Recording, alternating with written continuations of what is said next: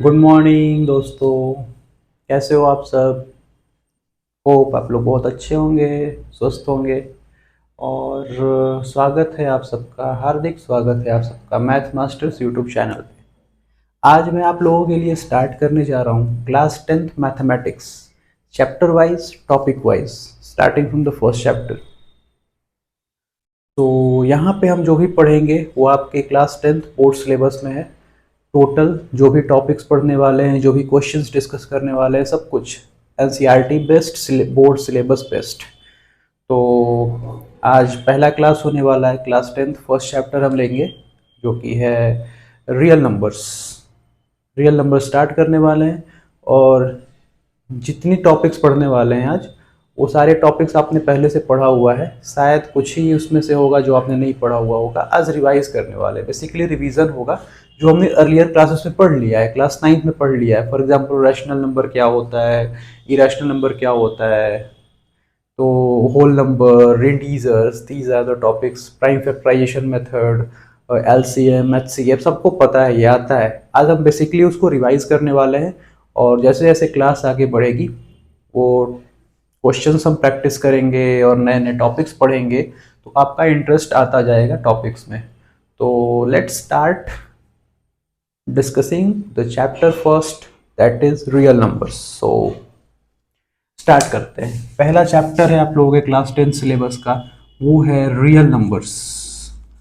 तो real numbers क्या होता है, सबसे पहले तो ये क्वेश्चन है। तो रियल नंबर से पहले हम समझते हैं, स्टार्ट करते हैं नेचुरल नंबर से। नेचुरल नंबर को हम रिप्रेजेंट करते हैं कैपिटल एन से। नेचुरल नंबर क्या होता है? तो नेचुरल नंबर्स होते हैं काउंटिंग नंबर्स, जिनको हम काउंट करते हैं। बोलते थे ना बचपन में, छोटे थे हम तो, बेटा काउंटिंग स्टार्ट करो, काउंटिंग सुनाओ। तो कहाँ से हम लोग स्टार्ट करते थे? बोलते थे 1 2 3 4 5 एंड सो ऑन, ऐसे बढ़ते जाते थे। कहाँ तक? बढ़ते ही जाएंगे इन्फिनिटी तक, कभी रुकेगा ही नहीं है। तो ये जो नंबर्स हैं स्टार्टिंग फ्रॉम 1, इनको बोलते हैं काउंटिंग नंबर्स, और यही होते हैं नेचुरल नंबर्स। ये है नेचुरल नंबर्स। ओके, सबको पता है, ये बचपन से पढ़ते आ रहे हैं। दूसरा है होल नंबर्स। होल नंबर्स क्या होते हैं? होल नंबर्स को रिप्रेजेंट करते हैं कैपिटल डब्ल्यू से। होल नंबर्स क्या होता है? होल नंबर्स में बस कुछ नहीं, इसमें बस वन के पहले क्या आता है? तो जीरो आता है। जीरो को ऐड कर देंगे, और ये ऑलरेडी नेचुरल नंबर्स था, जीरो इसमें बस ऐड कर दिया, इंक्लूड कर दिया, तो कलेक्टिवली इसको बोलेंगे दीज आर होल नंबर्स। तो ये नेचुरल नंबर्स थे, ये होल नंबर्स। तो आप लोग देख सकते हो कि जितने होल नंबर्स हैं, जितने नेचुरल नंबर्स है, वो सारे के सारे होल नंबर्स भी हैं। पर मैं उल्टा बोलूं, क्या सारे के सारे होल नंबर्स नेचुरल नंबर्स हैं? नहीं है। क्यों नहीं है? क्योंकि उसमें जीरो नहीं आता है नेचुरल नंबर्स में। पर all natural numbers are whole numbers. Okay, तो ये नेचुरल नंबर्स हो गए, ये होल नंबर्स हो गए। ठीक है, अब नंबर लाइन पे हम इनको रिप्रेजेंट करते हैं। तो यहाँ पे आता है जीरो, यहाँ पे 1 2 3 4 एंड सो ऑन। इधर क्या आता है? इधर तो सबको पता है, -1, एक पीछे गए नेगेटिव, -1, दो पीछे गए -2, फिर -3, फिर -4 एंड सो ऑन। कम होता जाता है, इधर बढ़ता जाता है। लेफ्ट टू राइट जाएंगे, बढ़ेंगे, राइट टू लेफ्ट जाएंगे, पीछे जाएंगे, कम होंगे। ठीक है, तो इनको क्या बोलते हैं कलेक्टिवली? इनको बोलते हैं इंटीजर्स, और रिप्रेजेंट करते हैं कैपिटल जेड से। इंटीजर्स क्या होते हैं? तो natural numbers, zero and negative of natural numbers. Natural numbers और उसका नेगेटिव और including zero, these are called integers. इनको बोलते हैं पॉजिटिव इंटीजर जेड प्लस, इनको बोलते हैं नेगेटिव इंटीजर जेड माइनस, और ये जीरो तो जीरो ही है। तो इनको कलेक्टिवली बोल देते हैं ये इंटीजर्स है। सिंपल, सबको पता है इंटीजर्स क्या होते हैं, natural numbers, whole numbers, integers. तो ये तो बचपन से बढ़ते आ रहे हैं। पिछले क्लास में, क्लास 9th में, हमने एक और टॉपिक पढ़ा था। इसको आगे बढ़ाते हुए एक और नंबर्स के बारे में हमने पढ़ा था। वो नंबर्स क्या था? वैसे तो क्लास 8th में ही इंट्रोड्यूस करा दिया जाता है उस नंबर को, पर हमने अच्छे से पढ़ा था पिछले क्लास में, क्लास 9th में, और वो नंबर था रैशनल नंबर्स। तो रैशनल नंबर्स क्या होते हैं? ऐसे नंबर जो p बाई क्यू के फॉर्म पे लिखे जा सकते हैं, जहाँ पे p और q दोनों इंटीजर्स होते हैं और q जीरो नहीं होना चाहिए, ऐसे नंबर्स को बोलते हैं rational numbers. These numbers are called rational numbers. For example 2/5, 3/6, okay, these are called rational numbers, P by Q के फॉर्म पे है, पी और क्यू दोनों इंटीजर्स है, ऐसे नंबर को बोलते हैं रैशनल नंबर्स। इनको डेसिमल फॉर्म में भी लिख सकते हैं। डेसिमल फॉर्म में मैं कोई नंबर लिखूं 0.89 ऐसे कोई नंबर लिखूं तो इनको भी बोलते हैं रैशनल नंबर्स। क्या क्या पहचान होती है डेसिमल फॉर्म में? इनकी पहचान ये होती है कि टर्मिनेटिंग होते हैं या फिर रिपीटिंग होते हैं। Terminating and repeating decimal numbers are called rational numbers. और जो नॉन टर्मिनेटिंग नॉन रिपीटिंग होते हैं, रिपीटिंग को रेकरिंग भी बोलते हैं, नॉन टर्मिनेटिंग नॉन रेकरिंग तो उनको बोलते हैं इरेशनल नंबर्स। तो इनको हम डिटेल में पढ़ने वाले हैं फिर से एक क्लास के बाद, कल नहीं तो परसों। पर अभी बस मैं इंट्रोड्यूस करा रहा हूं रैशनल नंबर्स क्या हो गए, इरेशनल नंबर्स क्या हो गए, और कलेक्टिवली इनको रैशनल प्लस इरेशनल बोल देते हैं रियल नंबर्स। आज हम बेसिकली इंट्रोडक्शन क्लास है, क्लास 10 चैप्टर 1 का, तो डिटेल में नहीं जा रहे, डिटेल में पढ़ेंगे। मैं रैशनल नंबर इरेशनल नंबर दोनों बताऊंगा, अच्छे से बताऊंगा, प्रूफ भी करेंगे कि √2 हो गया, √2 इरेशनल नंबर है, कैसे है, क्यों है, प्रूफ करके बताओ। √5 इरेशनल नंबर है, 2 बार से पूछा जा रहा है बोर्ड के एग्जाम में, √5 को प्रूफ करो, इरेशनल नंबर है। तो सब कुछ पढ़ने वाले हैं, अभी मैं बस बेसिक इंट्रोडक्शन दे रहा हूं। तो रैशनल और इरेशनल, रैशनल को रिप्रेजेंट करते हैं हम क्यू से और इरेशनल को रिप्रेजेंट करते हैं आई से। तो क्यू और आई कलेक्टिवली हो गया रैशनल और इरेशनल, और ये हो जाते हैं रियल नंबर्स। कलेक्टिवली इनको बोलते हैं रियल नंबर्स। तो रियल नंबर्स तो ये हो गए, पर रियल नंबर्स की डेफिनेशन क्या होती है, कैसे डिफाइन कैसे करेंगे रियल नंबर्स को। अब मैं लिखूं 4 और इसका मैं ले लूं अंडर रूट, तो क्या आएगा, आ जाएगा 2। अगर मैं लिखूं x² = 4 तो x क्या हो जाएगा, x हो जाएगा प्लस माइनस √4 और ये आ जाएगा प्लस माइनस 2। वेरी सिंपल, सबको पता है। पर अगर मैं लिख दूं x² = -4 तो फिर x क्या होगा, तो फिर x हो जाएगा √-4।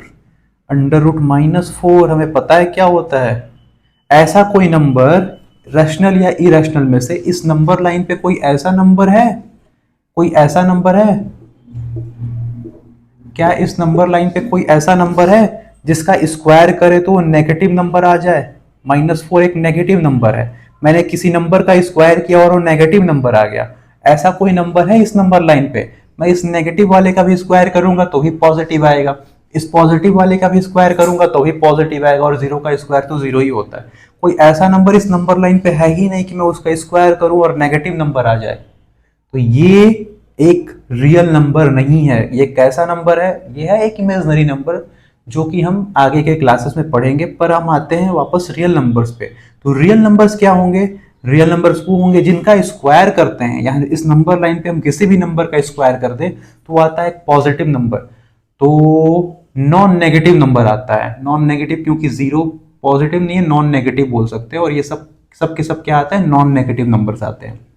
तो ऐसा नंबर जिसका स्क्वायर करें तो आए एक नॉन नेगेटिव नंबर, उसको बोलते हैं रियल नंबर। रियल नंबर की डेफिनेशन क्या हो गई, numbers whose square is a non negative number is called real number. वो होता है रियल नंबर जिसका स्क्वायर नॉन नेगेटिव नंबर होता है, वो होता है रियल नंबर।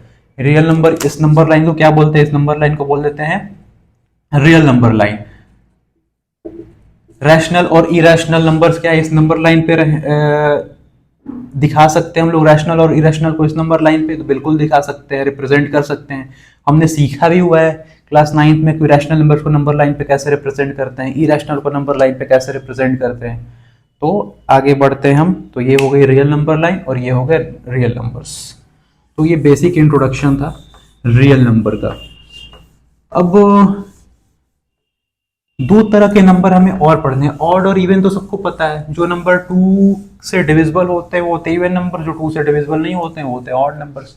तो इस पे मैं नहीं जा रहा हूँ, मैं जा रहा हूँ प्राइम नंबर और कंपोजिट नंबर पे। बहुत इंपॉर्टेंट है अभी जो हम पढ़ने वाले हैं उसके लिए, प्राइम नंबर्स और कंपोजिट नंबर्स। एक टॉपिक आज हम डिस्कस करने वाले हैं जो आपके सिलेबस में है, उसके लिए इसको समझना बहुत जरूरी है। बहुत लोगों को पता भी होगा पर जिनको नहीं पता है वो समझ सकते हो। प्राइम नंबर्स, इनके पास 2 फैक्टर्स होते हैं, 2 फैक्टर्स होते हैं। फॉर एग्जांपल मैं लिखूं 3, इसका क्या फैक्टर है, एक हो जाएगा 1, एक हो जाएगा 3 खुद। तो बस 2 फैक्टर्स होते हैं, ओनली 2 फैक्टर्स, ओनली 2 फैक्टर्स। ऐसे नंबर को बोलते हैं प्राइम नंबर।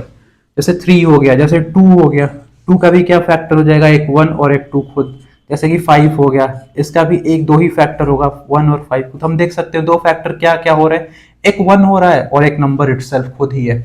तो दो फैक्टर्स होते हैं, ऐसे नंबर को बोलते हैं प्राइम नंबर, जैसे 2 3 5 7 11 13, these are prime numbers. Composite numbers क्या होते हैं? कंपोजिट नंबर जिसके दो से ज्यादा फैक्टर होते हैं, जो प्राइम नहीं होते हैं वो कंपोजिट होते हैं, जिसके दो से ज्यादा फैक्टर होते हैं। फॉर एग्जांपल मैं बोलूं 4, 4 के कितने फैक्टर हो जाएंगे? 1 हो जाएगा, 2 हो जाएगा, 4 हो जाएगा। 1 और 4 के अलावा और क्या है? तो 2 है, तो ये हो जाएगा कंपोजिट नंबर। मैं बोलूँ 6, मैं बोलूँ 8, मैं बोलूँ 10, ये सारे के सारे नंबर्स कैसे हैं? सारे के सारे नंबर्स कंपोजिट नंबर्स हैं। ओके, अच्छी बात है। अच्छा, 1 कैसा नंबर है? 1 प्राइम है या कंपोजिट है?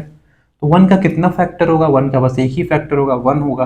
तो ना इसमें फिट हो रहा है ना इसमें फिट हो पा रहा है, इसके लिए दो फैक्टर्स चाहिए, इसके लिए दो से ज्यादा फैक्टर्स चाहिए। 1 का तो बस एक ही फैक्टर होता है और वो खुद 1 होता है। तो ये ना ही प्राइम है ना ही कंपोजिट है, ये प्राइम भी नहीं है कंपोजिट भी नहीं है। Neither prime nor composite 1। 1 क्या है? बस एक नेचुरल नंबर है, इंटीजर है, रैशनल है, रियल नंबर है, पर प्राइम और कंपोजिट की कैटेगरी में ये फिट नहीं होगा। ठीक है। सबसे छोटा प्राइम नंबर क्या होता है? तो होता है 2। सबसे छोटा कंपोजिट नंबर क्या होता है? वो होता है 4। ओनली इवन प्राइम नंबर कौन सा होता है? 2। बाकी जितने प्राइम नंबर्स हैं वो सारे के सारे ऑड होते हैं, बस 2 को छोड़कर। 2 जो होता है एक इकलौता ऐसा प्राइम नंबर है जो इवन होता है। ओके, तो ये थी प्राइम नंबर और कंपोजिट नंबर की इंट्रोडक्शन। अब एक चीज मुझे और बताना है, कंपोजिट नंबर की मैं बात करता हूं। हमें बात करनी है कंपोजिट नंबर की, जैसे कि पहले आते हैं प्राइम फैक्टराइजेशन पे। प्राइम फैक्टराइजेशन क्या होता है? प्राइम फैक्टर्स क्या होते हैं?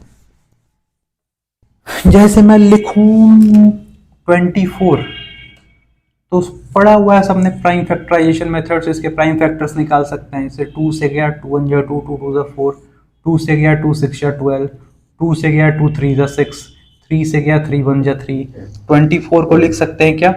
2 इंटू 2 इंटू 2 इंटू 3, ये हो गया 2 का क्यूब इंटू 3। या फिर इसको तो ऐसे भी लिख सकते हैं ना, 3 इंटू 2 इंटू 2 इंटू 2। या फिर इसको ऐसे भी लिख सकते हैं 2 इंटू 3 इंटू 2 इंटू 2, यानी कि ऑर्डर को चेंज कर सकते हैं हम। ओके, बहुत अच्छी बात है। मैं बताना क्या चाहता हूं कि 24 क्या है? कंपोजिट नंबर है। तो किसी भी कंपोजिट नंबर को हम प्राइम फैक्टर्स के फॉर्म में लिख सकते हैं, रिप्रेजेंट कर सकते हैं, प्रोडक्ट ऑफ प्राइम फैक्टर्स। मैंने क्या किया? प्राइम फैक्टर्स निकाले, उनके प्रोडक्ट के फॉर्म में रिप्रेजेंट कर दिया। जब मैं इसको मल्टीप्लाई करूंगा तो क्या आएगा? जब मैं इसको मल्टीप्लाई करूंगा आ जाएगा 24। तो किसी भी कंपोजिट नंबर को हम प्राइम फैक्टर्स के प्रोडक्ट के फॉर्म में रिप्रेजेंट कर सकते हैं। और ये जो प्राइम फैक्टर्स होगा ये यूनिक होगा, कोई भी बच्चा निकालेगा तो उसका यही प्राइम फैक्टर आने वाला है। ऐसा नहीं हुआ कि किसी ने निकाला कुछ और आया, किसी ने निकाला कुछ और आया। जितने बच्चे निकालेंगे, जो भी निकालेगा, यही प्राइम फैक्टर्स आने वाला है। बस ऑर्डर डिफरेंट हो सकता है। यहाँ पे ये ऑर्डर है, किसी का ये ऑर्डर लिख दिया, किसी ने ये ऑर्डर लिख दिया, ऑर्डर डिफरेंट हो सकता है पर आएगा यही। 2 की पावर 3 इंटू 3 ही रहेगा। 2 जो है 3 बार और 3 जो है 1 बार ही रहेगा। ऑर्डर चेंज हो सकता है पर ये जो प्रोडक्ट है प्राइम फैक्टर्स का ये यूनिक होगा। तो इसी से हम आते हैं अपने फंडामेंटल, पहला जो टॉपिक है फंडामेंटल थ्योरम ऑफ अर्थमेटिक। पहला जो ओरिजिनल टॉपिक है जो आज हम पढ़ने वाले हैं क्लास 10th के सिलेबस फर्स्ट चैप्टर में, वो है फंडामेंटल थ्योरम ऑफ अर्थमेटिक। क्या है फंडामेंटल थ्योरम ऑफ अर्थमेटिक? जो पढ़ चुका है वो रिवाइज कर सकता है। आज तो कुछ क्वेश्चंस खास नहीं होंगे, पर आने वाले क्लासेस में बहुत इंपॉर्टेंट क्वेश्चंस मैं डिस्कस करने वाला हूं, पर उसके लिए कॉन्सेप्ट क्लियर होना चाहिए। तो या तो आप लोग पढ़ लो, नहीं तो पढ़ चुके हो तो रिवीजन कर लो। तो फंडामेंटल थ्योरम ऑफ अर्थमेटिक क्या है? तो फंडामेंटल थ्योरम ऑफ अर्थमेटिक वही है जो अभी मैंने बताया। क्या है? किसी भी प्राइम नंबर को हम किसी भी कंपोजिट नंबर को हम प्रोडक्ट ऑफ प्राइम्स के फॉर्म में रिप्रेजेंट कर सकते हैं। किसी भी कंपोजिट नंबर को हम प्रोडक्ट ऑफ प्राइम्स के फॉर्म में रिप्रेजेंट कर सकते हैं, प्रोडक्ट ऑफ प्राइम्स के फॉर्म में रिप्रेजेंट कर सकते हैं। और ये जो प्रोडक्ट ऑफ प्राइम्स होगा ये क्या होगा? यूनिक होगा। अभी मैंने जैसे बताया यूनिक होगा। ऑर्डर जो हो सकता है वो चेंज हो सकता है, अलग अलग हो सकता है, ऑर्डर चेंज हो सकता है, अलग अलग हो सकता है, पर ये जो प्रोडक्ट ऑफ प्राइम्स होगा ये यूनिक होगा। ये है fundamental theorem of arithmetic. Every composite number can be represented in the form of product of primes and these primes product of primes will be unique। Order जो होगा उसका वो change हो सकता है। This is called fundamental theorem of arithmetic. ठीक है, इसका क्या यूज है, इसका यूज क्या कर सकते हैं? अभी जैसे मैंने बताया क्वेश्चन, जैसे 24 को मैंने प्रोडक्ट ऑफ प्राइम्स के फॉर्म में रिप्रेजेंट किया। अब इस पे कुछ थोड़े से लेवल बढ़ा के क्वेश्चंस देखते हैं। वो क्वेश्चंस मैं खुद से नहीं दूंगा, वो क्वेश्चंस आपके एनसीईआरटी के सिलेबस में है, एनसीईआरटी में दिया हुआ है। तो क्वेश्चंस मैं लेता हूँ। पहला क्वेश्चन जो है, जो मैं इस पे लेने वाला हूँ अभी, वो है कि लेट पी बी ए प्राइम नंबर। पी जो है एक प्राइम नंबर है, अच्छी बात है, पी हो गया प्राइम नंबर। आगे क्या बोला जा रहा है? आगे ये बोला जा रहा है कि ए जो है एक पॉजिटिव इंटीजर है। ओके, ये भी अच्छी बात है। ए जो हो गया एक पॉजिटिव इंटीजर हो गया, पी जो हो गया एक प्राइम नंबर हो गया। पी डिवाइड्स ए स्क्वायर, ये भी कहा जा रहा है कि पी जो है वो ए स्क्वायर को डिवाइड कर रहा है। P divides a square. बहुत ही अच्छा क्वेश्चन है, समझने के लिए काफ़ी चीज़ें इससे समझ में आने वाली हैं और काफ़ी चीज़ें इससे काफ़ी क्वेश्चंस भी सॉल्व होने वाले हैं। तो P एक प्राइम नंबर है, A जो है एक पॉजिटिव इंटीजर है, P जो है A स्क्वायर को डिवाइड कर रहा है, यानी कि P जो है A स्क्वायर का फैक्टर है। ओके, सो बोला जा रहा है कि शो करो, show that P divides A also. P जो है A को भी डिवाइड करेगा। ये आप कैसे बता पाओगे कि P अगर A स्क्वायर को डिवाइड कर रहा है तो P जो है A को भी डिवाइड करेगा? तो आओ देख लेते हैं। ए जो है एक पॉजिटिव इंटीजर है, तो अभी हमने पढ़ा किसी भी पॉजिटिव इंटीजर को जो एक कंपोजिट नंबर है उसको हम लिख सकते हैं प्रोडक्ट ऑफ प्राइम्स के फॉर्म में। तो फॉर एग्जांपल मान लेते हैं इसका जो प्रोडक्ट ऑफ प्राइम्स के फॉर्म में लिखा वो आ गया P1 into P2। For example let कर लेते हैं हम, इसको मैं ऐसे लिख देता हूँ Pn तक फॉर एग्जांपल ये जा रहा है ए। ओके, अब ए स्क्वायर की बात हो रही है तो मैं ए स्क्वायर निकालता हूँ। जब मैं ए स्क्वायर निकालूंगा तो मैं क्या करूंगा, इसका स्क्वायर करूंगा दोनों साइड। इधर ए स्क्वायर हुआ, इधर स्क्वायर कर दूंगा, तो क्या हो जाएगा P1 square into P2 square into P3 square, सबका स्क्वायर हो जाएगा। कहाँ तक? Pn स्क्वायर तक। ओके, अच्छी बात है। अच्छा आप लोग एक बात बताओ, इसको मैंने P1 स्क्वायर P2 स्क्वायर लिख दिया, तो ये क्या है? प्राइम नंबर इसमें क्या है? A1 के जो प्राइम फैक्टर्स है वो क्या है? P1 P2 P3 ही तो है। ओके, तो अगर इसका एक प्राइम फैक्टर P1 है, P2 है, P3 है, Pn है, तो A का प्राइम फैक्टर क्या है? वो भी तो P1 P2 P3 Pn ही है। स्क्वायर से क्या मतलब है, यहाँ पे पावर से क्या मतलब है? जैसे मैंने 24 को लिखा था, 24 को क्या लिखा था? 2 की पावर 3 इंटू 3 की पावर 1। 2 की पावर 3 इंटू 3 की पावर 1 लिखा था, यहाँ पे 2 का पावर 3 था, लेकिन प्राइम फैक्टर क्या था? 2 और 3 ही था ना। तो ए स्क्वायर का प्राइम फैक्टर क्या होगा? P1 P2 P3 ही होगा ना, यही सारे नंबर्स होंगे ना, और ए का भी तो वही है। तो ए स्क्वायर का अगर इसमें से एक प्राइम फैक्टर P होता है तो हम क्या बोल सकते हैं कि अगर इसमें का अगर एक प्राइम फैक्टर P है तो ए का भी प्राइम फैक्टर P रहा होगा। ए का भी प्राइम फैक्टर P रहा होगा। ये क्या है? प्राइम फैक्टर्स है, बोल सकते हैं हम। यहाँ से साफ साफ दिख रहा है। कैसे दिख रहा है? यहाँ से दिख रहा है कि ए स्क्वायर के प्राइम फैक्टर ये सारे नंबर से P1 P2 P3, तो ए के भी प्राइम फैक्टर्स वही सारे नंबर से P1 P2 P3। So we can easily so that, we can easily see and we can easily say that if P divides a square, so P also divides a. So this is your solution. ठीक है, आगे बढ़ते हैं। Hope आपको समझ में आया होगा। कुछ खास था नहीं, बहुत इजी है। आगे बढ़ते हैं, लेट्स मूव फॉरवर्ड।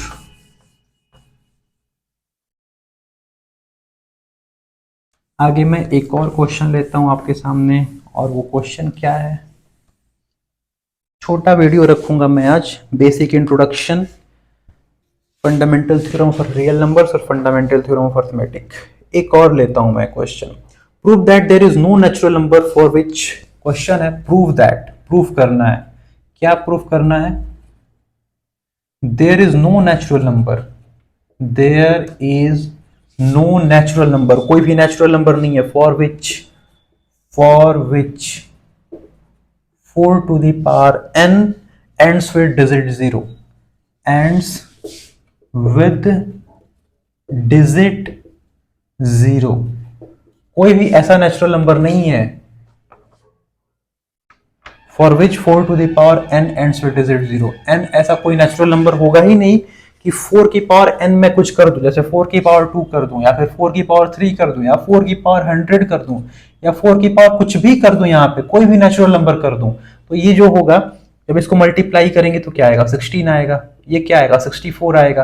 क्या ये डिजिट 0 से एंड हो रहा है, इसके लास्ट में 0 आ रहा है, नहीं आ रहा है। तो वही शो करना है कि आएगा कुछ ऐसा, मैं बड़ा नंबर कर दूं, 4 की पावर में कोई बहुत बड़ा नंबर लिख दूं, 100 लिख दूं, और 4 into 4 into 4 into 400 times multiply करूं, क्या वो डिजिट 0 के साथ एंड होगा? तो कह रहा है कि शो करो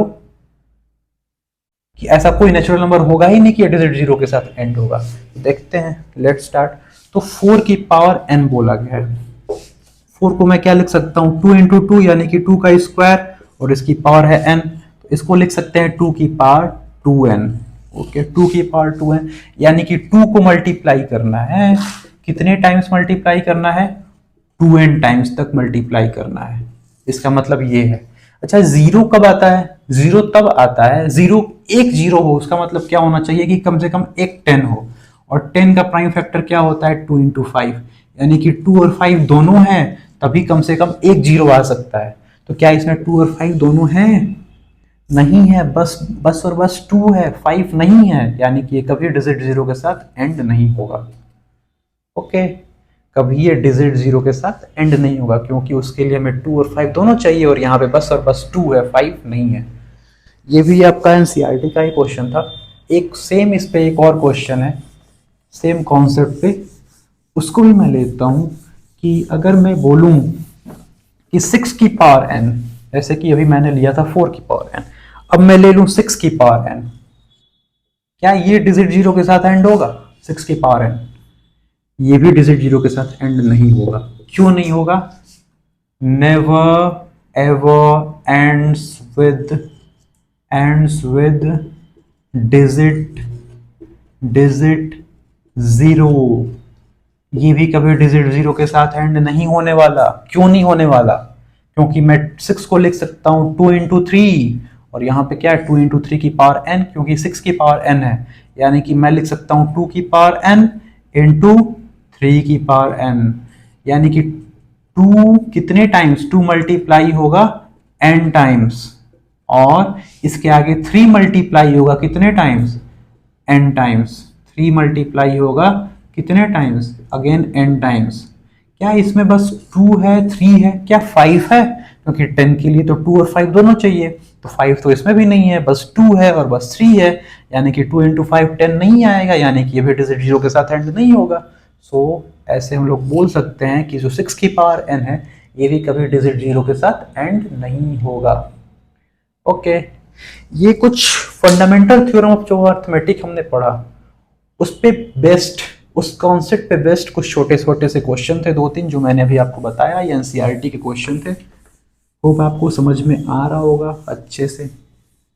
सो मैं चाहता हूँ कि मैं आज की वीडियो को यहीं पे एंड करूँ, बेसिक इंट्रोडक्शन ही रहने दूँ, और कल हम आगे बढ़ने वाले हैं, कुछ HCF LCM के ऐसे कॉन्सेप्ट्स देखेंगे जो आपने कुछ पढ़ा भी हुआ है और कुछ नहीं भी पढ़ा हुआ है। कुछ ऐसे क्वेश्चंस करने वाले हैं जो आपने नहीं किया हुआ है कभी, जो क्लास 10th में है, क्लास 10th बोर्ड के सिलेबस में है, और जो बहुत इंपॉर्टेंट है। कल HCF LCM देखेंगे, रिलेशन देखेंगे HCF LCM में, कुछ वर्ड प्रॉब्लम देखेंगे HCF LCM पे, पहले थोड़े बहुत किए भी होंगे आपने अर्लियर क्लासेस में, पर यहाँ पे जो लेवल होने वाला है वो यहाँ नहीं है, वो यहाँ है, थोड़ा सा ऊपर है। तो देखते हैं, कल मिलते हैं, कल अगले वीडियो में HCF LCM के कॉन्सेप्ट पे बात करेंगे, और आगे बात करेंगे, आगे क्या क्या टॉपिक है वही मैं बता देता हूँ आपको।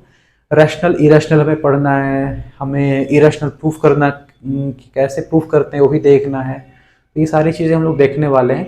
सो मिलते रहिए आप लोग डेली मुझसे, पढ़ते रहिए, रिवाइज करते रहिए, सीखते रहिए, और नए नए क्वेश्चंस की प्रैक्टिस करते रहो आप लोग। So let's meet in the next video, तब तक के लिए थैंक यू।